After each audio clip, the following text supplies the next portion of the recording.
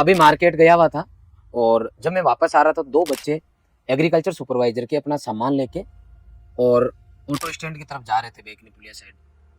मैंने अचानक गाड़ी रोकी और उन्होंने पूछा कि कहाँ जा रहे हो बेटा? कि सर अब गाँव जा रहे हैं और अब काम करेंगे।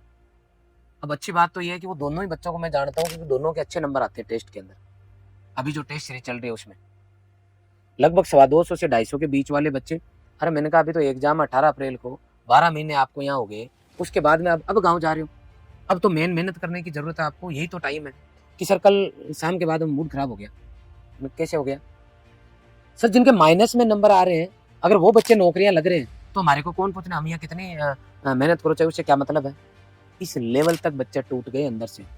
सुना था पहले कि पेपर आउट हो रहे हैं, कहीं ना कहीं होते हैं, कुछ बच्चे लग जाते होंगे।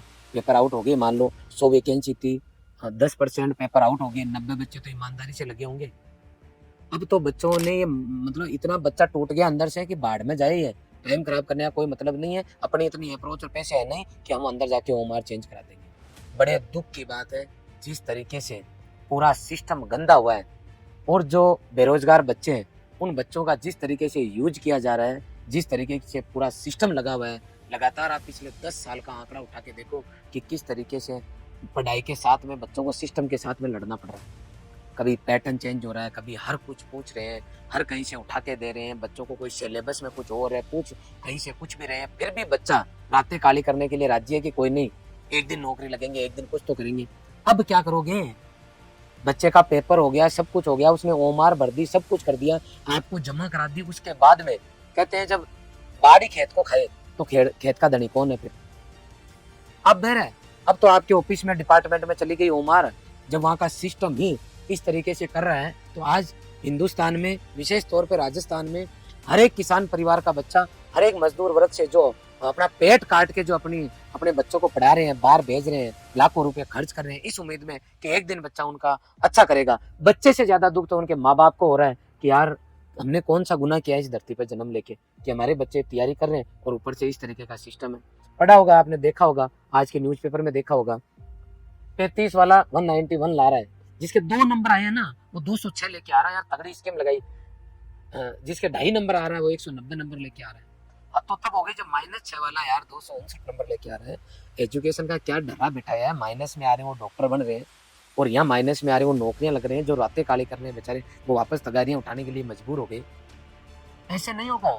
और ये पहला केस नहीं है कि आपने इन लोगों को पकड़ लिया। मैं तो पहले तो धन्यवाद दूंगा सिस्टम को, विशेष तौर पे इस टीम के जो मेंबर हैं, जो महानिरीक्षक है देशमुख जी, इनका मैं आभार व्यक्त करता हूँ कि कम से कम आपने ईमानदारी से जांच की और लाज रखी, और आपने इतना कॉन्फिडेंस दिखाया कि मैं सही जांच करके सही सुनाऊंगा, चेंज नहीं होने दूंगा जांच को।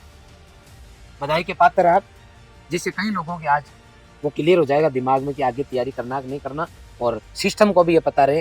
हालांकि ये कोई नई बात नहीं है, अक्सर लोग पकड़ते हैं और वापस 4 दिन बाद में छोड़ जाते हैं, 15 दिन बाद में छोड़ जाते हैं।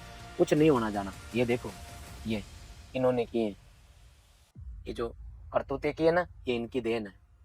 अब हम ये कैसे मान ले? लगभग 3200 पोस्ट है, ये दोनों तीनों डिपार्टमेंट में 3212 पोस्ट है। लगभग 9 लाख बच्चे जो है इस परीक्षा में, 9.5 लाख बच्चे शामिल हुए हैं। ये कैसे मान लें कि इन्होंने 4-5 बच्चों के साथ ऐसा किया है या 38 बच्चों के साथ ऐसा किया है? ये कैसे कह सकते हैं अपन? और कितनी भर्तियों में ऐसा हो रहा होगा? कौन कौन से एग्जाम से जिनके अंदर ओमार चेंज हो रही है? अरे जहाँ ओमार ही चेंज होगी वहां तो सिस्टम ही खत्म हो गया ना, बात ही खत्म हो गया, बात करना ही व्यर्थ है। इसमें आपका एग्रीकल्चर सुपरवाइजर भी है, ध्यान रखना। एग्रीकल्चर सुपरवाइजर, प्रयोगशाला सहायक, महिला जो आपका सुपरवाइजर है, वो ये सब शामिल है इसके अंदर। मैं सरकार से इतनी रिक्वेस्ट करता हूँ, पूरे सिस्टम से, कि कम से कम ये जो लोग पकड़ में आए इनको सीधी सजाए मौत दो, मौत की सजा दो इनको। कई गरीब लोग जो है ना वो खाना नहीं खा रहे, कल से खाना नहीं खा रहे, उनको उनकी इच्छा नहीं हो रही अंदर कि मेरा छोरा जयपुर रह रहा है, मेरा बच्चा उदयपुर रह रहा है, और जिसकी तैयारी कर रहा है तो पीछे से मैं कह रहा हूँ बच्चे बैग लेके गाँव रवाना हो गए। बड़ी मुश्किल से उनको समझाया मैंने, तब जाके मानने लेके निकल गए सामान की। सर हम जैसे गरीबों की कहाँ नौकरी, हमारे पास नहीं है ओमार चेंज कराने जितने पैसे। अब कितने पैसे ये ओमार चेंज करने के लेते हैं, कौन क्या करता है? अच्छा, अब तो ये क्लियर ही हो गया ना कि ओमार भी चेंज होती है। इसके बाद तो पढ़ने वालों की आत्मा मरनी है, कुछ नहीं होना।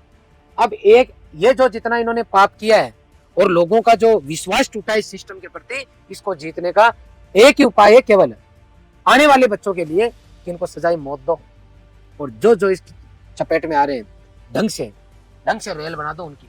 पूरी उम्र के अंदर टाइम पर इनको खाना नहीं मिलना चाहिए, जेल में भी है तो खाना नहीं मिलना चाहिए टाइम पर, और इसके बाद में इनको इस तरीके की सजा दो, सजाए मौत, कि हर एक आदमी सोचे। बाकी तो क्या है, कर ली, आज हमने वीडियो बना दिया, लोग साथ वाले सब बना ही रहे हैं, अखबार में आई गई, पुरानी हो जाएगी वापस, लेना देना कुछ नहीं। इसलिए आलोक राज जी, राजस्थान सरकार, भारत सरकार, सबसे हमारी हाथ जोड़ के निवेदन है कि जो भी चीजें हैं उनको क्लियर करो, जितने भी भर्तियों में पीछे घोटाले हुए उनको एक एक को निकालो और कड़ी सजा दो। खाली हेडलाइन नहीं, केवल प्रेस कॉन्फ्रेंस नहीं करनी है, सजा की दो कि आज इतने जनों को मारा है क्योंकि इन्होंने इतने बच्चों के पेरेंट्स के सपनों को मारा है, इसलिए हमने इनको मारा है। बाकी कोई मतलब नहीं है, किसी सरकार विशेष के लिए बात करने की जरूरत ही नहीं है।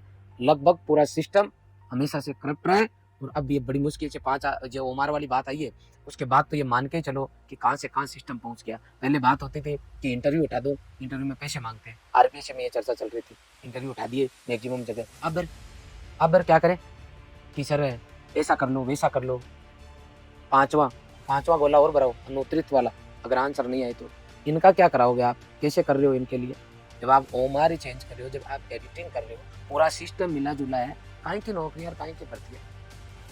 मैं सबसे रिक्वेस्ट करता हूँ कि इस केस को इस तरीके से निपटाओ और इस तरीके से बच्चों को बाहर निकालो, और जो लोग इसके अंदर शामिल है उन लोगों को इतनी कड़ी सजा दो कि लोग सोचते रह जाए।